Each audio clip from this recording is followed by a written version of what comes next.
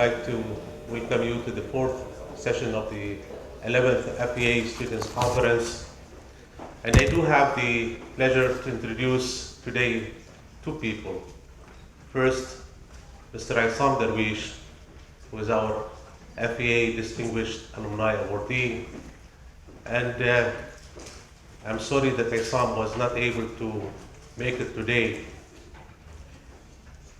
but his brother is also a graduate of this department, of the Electrical and Computer Engineering Department, will give the presentation on behalf of Issam. Issam, at the time being, is in a large business meeting, and the presentation was actually prepared by Issam, but will be given by Mohamed Darwish. Let me first of all introduce Issam. Issam will be better introduced by his brothers, but I really wanted to say something special about Issam. Issam was my student, and I was his advisor in the final year project.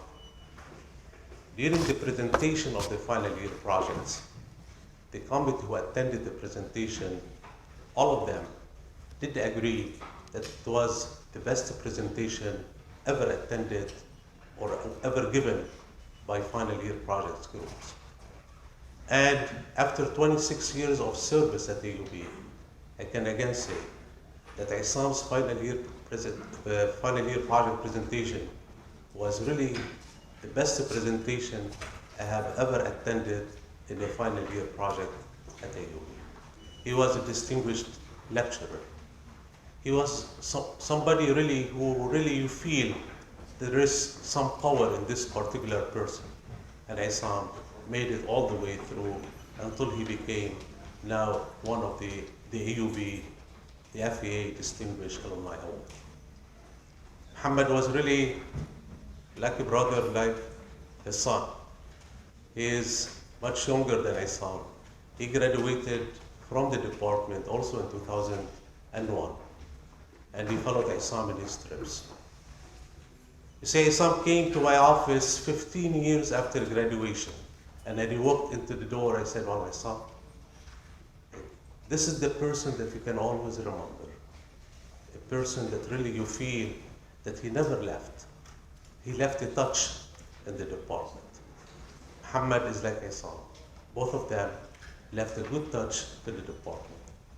They are very excellent supporters to the department. Some of you have attended international seminars or international conferences. The fund that was presented by the department to you, some of it come from funds that really was established by the department, by Issam and Mohamed, to support our students, graduate students in the master's and the PhD program, as well as final year project. I have the pleasure to introduce Mohamed to you. Mohamed, the floor is yours. Thank you.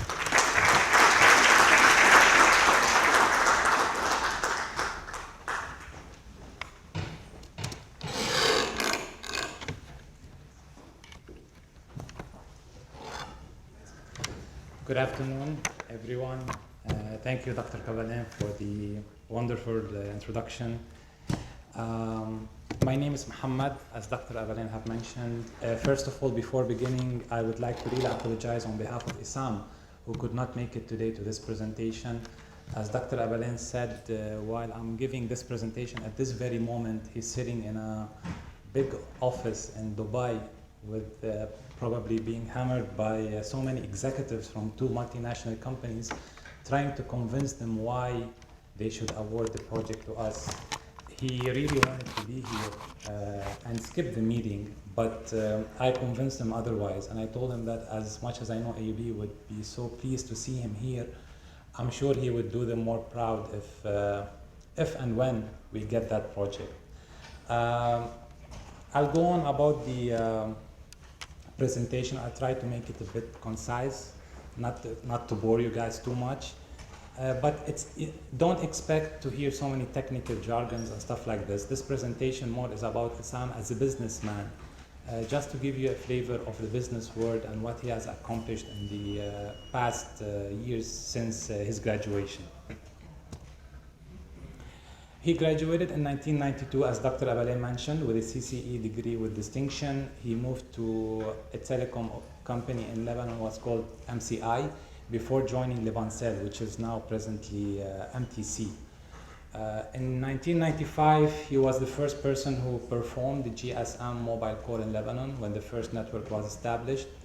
And that had made the Ministry of Information ask for his services to set up the first, to supervise the setup of the first transmission satellite station in Jut al-Ballut, which was completed in 1996, and to be used to broadcast much of the Israeli war in that year.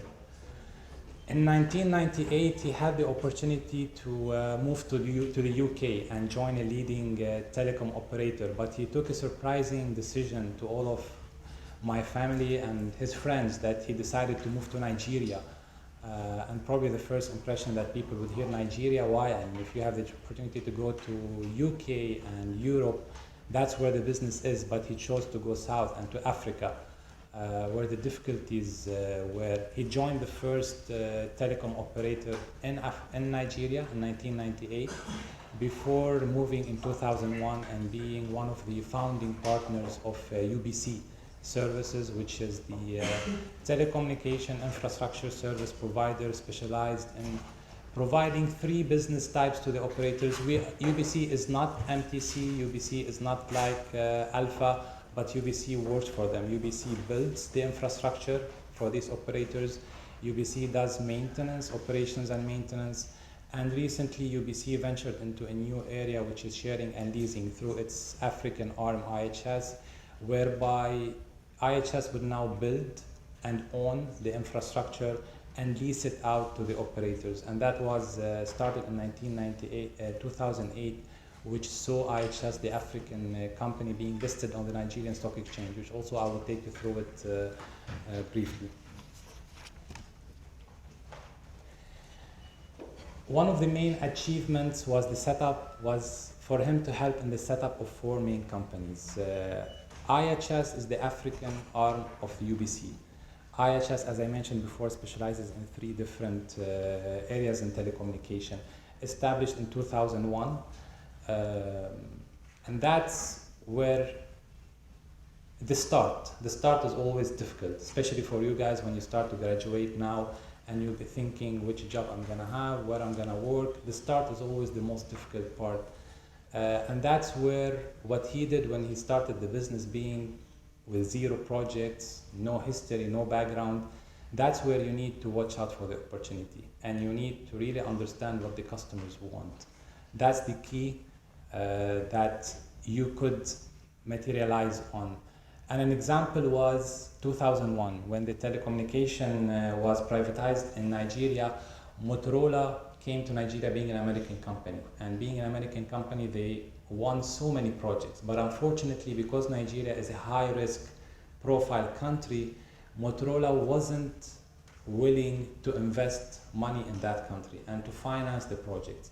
So where you could see an opportunity is, that's where you could come up with something and say, like what Issam did, okay, I will get a bank, I will get a supplier, and I have Motorola my customer. And then he will be more or less like the mediator among the three parties. Try to understand where's the interest of each party and how to build the synergy among the three, and you provide the setup on the ground. It's always important to identify the opportunity when you find it and really work on that and try to sell yourself in the best way. Down the line in 2008, when we realized that cash wasn't readily available anymore because of the economy meltdown in 2008, and IHS ventured into a new market, which is owning the infrastructure on behalf of the operators. That was very capital intensive. You needed lots of money, hundreds of millions of dollars to build. Building a base station in Lebanon might cost you $30,000, $40,000. I mean, you build it on the top of a building, but in Nigeria, it can cost you $300,000. If you go to Sudan, it might cost you $500,000, depending on logistics, depending on transportation. Sometimes the smallest thing could cost you really the biggest. Whenever you work on a project, always look for details, because that's where probably the most of the headaches would come up. So 2008, we saw the opportunity to enter into this new market. In order to move and list the company on the Nigerian Stock Exchange and raise some funds from that market, IHS was ISO certified, one of the first telecom providers in Nigeria to be ISO certified. We brought in PricewaterhouseCoopers as an auditor in a country where those big accounting or audit firms were really not used because everybody would do it their own way. That helped us list on the stock exchange, and eventually, because of the transparency you get from such move, we were able to attract international investors such as the World Bank, such as the Dutch government through their development bank, and banks from South Africa, American equity funds. Whenever they see an opportunity for a transparent company, for a transparent project in a continent or in a country like Nigeria where it's huge in terms of potential and not everybody is willing to go to. So try to identify where you can provide that mark that you have. UBC, as I mentioned before, is the parent company, is the founder of IHS. It also has businesses in the Gulf, in KSA and in Iraq. Same type of business in terms of telecommunication infrastructure. Something also to mention there, in Iraq, immediately after the war, the company moved there. In Saudi Arabia, when the third licensee was awarded his license, UBC moved there. It all goes in this section. What I really want to emphasize is you need to keep on the watch for opportunity. And don't downsize any opportunity you find, whether it's small or big. Always keep your eyes open. Always see where that leadway that you could capitalize on. Vorex is also a US-based company specialized in providing all type of IT services. Its customer base spread from small to medium businesses to Fortune 500. It has 100% retention ratio, and the customer spreads over 4 continents. One of the companies that Issam helped set up, DIC, is more or less our heart. In a time where everybody complains about Lebanon and about the opportunities that this country provides and about the situation in Lebanon, nobody can deny that this country remains in our hearts, and we love it. Despite the many times you swear on the roads when people cross you and they cross the traffic sign, and you get upset and you want to travel and you want to go, but eventually this is a country where we were born and we feel that we need to get back to it. So this is one of the companies that Issam helped build for the family that is engaged in real estate businesses in Lebanon. Few of the lessons that that Issam has learned from this experience is stay on the watch, keep your eyes open for any opportunity that you see, understand the customer, what does he want, what is his need, and put a solution that you can provide what he needs and sell it so hard. These are the 3 key points. Even if you are applying for a job, even if you're going somewhere, understand what the company wants, understand what the job description, understand what they are looking for. Sit down and plan what you're gonna say, what you're gonna talk, what you're gonna defend. Imagine that the interviewer will ask you so many questions. Try to answer these questions in your mind before you go there. Don't go unprepared. Just do your homework. Spend as much time as you can before you hit the word. Fundraising. As engineers, raising money was really not our thing, or we didn't understand that. I mean, we are technically people who understand resistors and transistors maybe, and Maxwell equations, and then it comes to a world of business where you need to look at the whole picture. Fundraising was key. How would you really support your business? How would you get the money that you can bid for big projects, especially when you hear all these multi-billion dollar projects here and there? Depending on the formula, you go with the depending on the situation, you go with the formula. Initially, it was something we called vendor financing, whereby a customer wants to, let's say the customer want to buy this CD. So you go and you find a vendor, a supplier who's willing to sell this material, and then you go and find a bank, as I said previously, who's willing to finance that deal. You might wonder why wouldn't the customer do it itself? They do that transaction and they talk to two parties. You will find that not many customers are really willing to talk to so many parties, and they might prefer to handle only one party who can provide everything, even at a premium. Later on, we realized that it's time to go to the stock exchange and list the company and raise more funds. Last year, as I mentioned before, because of listing on the stock exchange, because of the transparency that has given IHS, the corporate governance, now you are regulated by the government directly. So you are not a private limited company who is answerable only to yourself and to your partners. Now you are a public company that you have hundreds of shareholders on the board that probably you don't know many of them, and they have interest in that company, and you have to come and defend and explain and just justify basically what you are doing.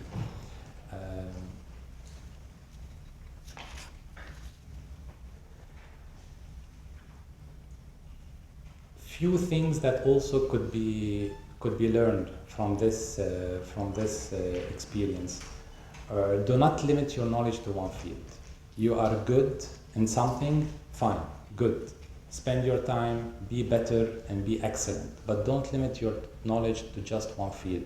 If you find an article online about Facebook, want to do an IPO, read it. Just understand what they are doing. You don't have to understand all the bits and details, but at least get that knowledge. If you find an article about, I don't know, maybe a new medicine being produced, just understand that you never know when will you really use those items. When Issam graduated, his love was physics and solving questions, solving problems and Maxwell equations, but eventually he ended up as a businessman.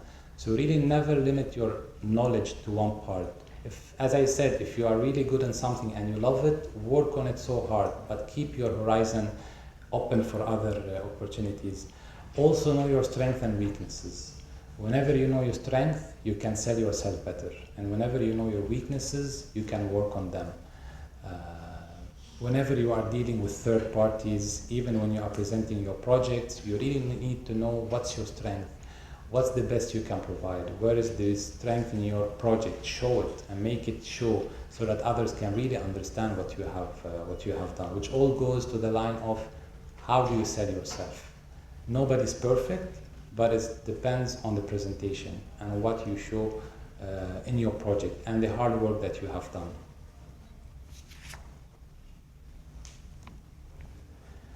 Few advices and anecdotes. When he was a little boy, Issam's contact with the concept of hard work came first time when we saw our father working 2 jobs, and then our mother working from home, even though she did not have to. We had a good house, we had food on the table, we had a good car to take us places, but they end up working twice that they were supposed to. He wondered why was that? Why did he have to really do 2 jobs?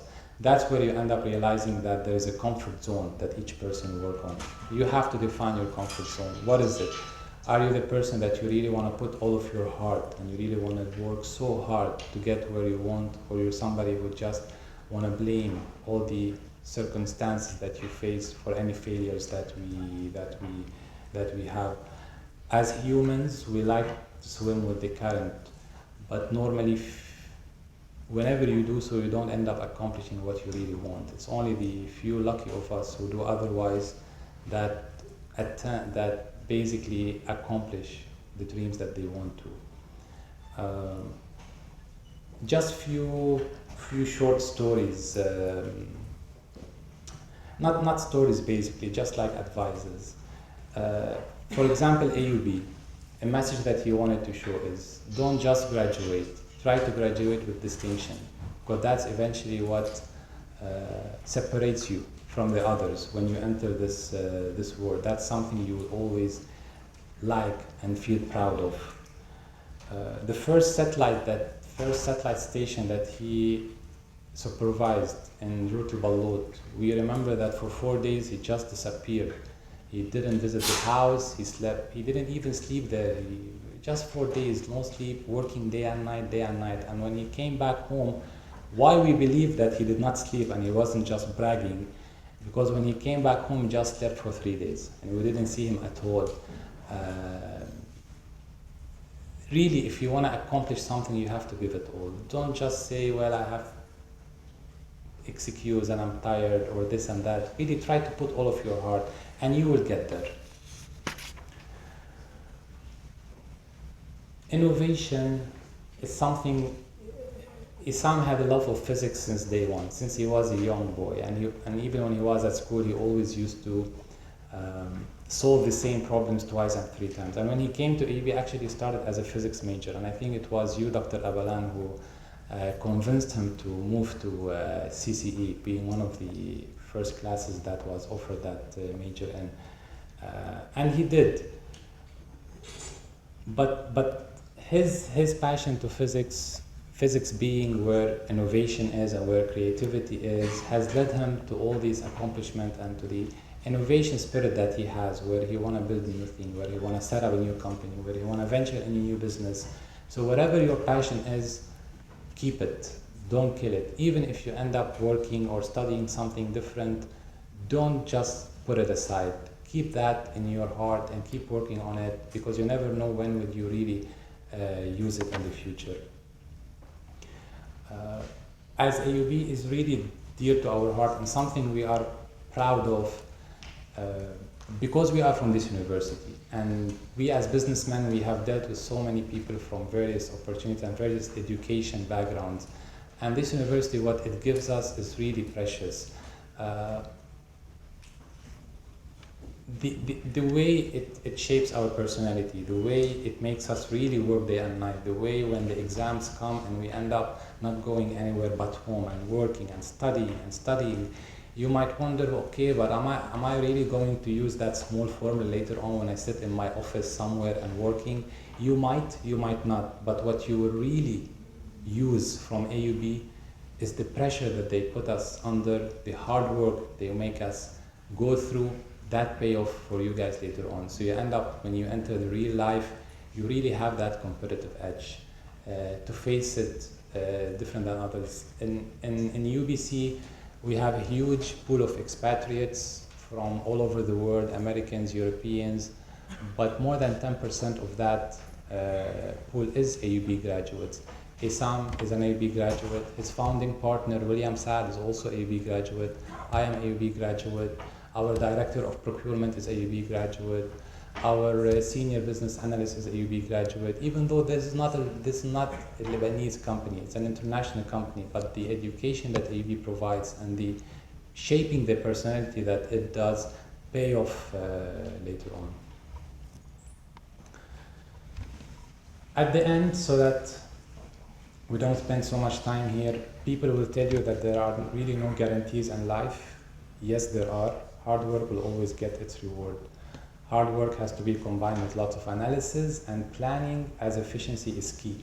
Set your goals, plan the way to get there, and work as hard as you need to, and you will become what you want to become.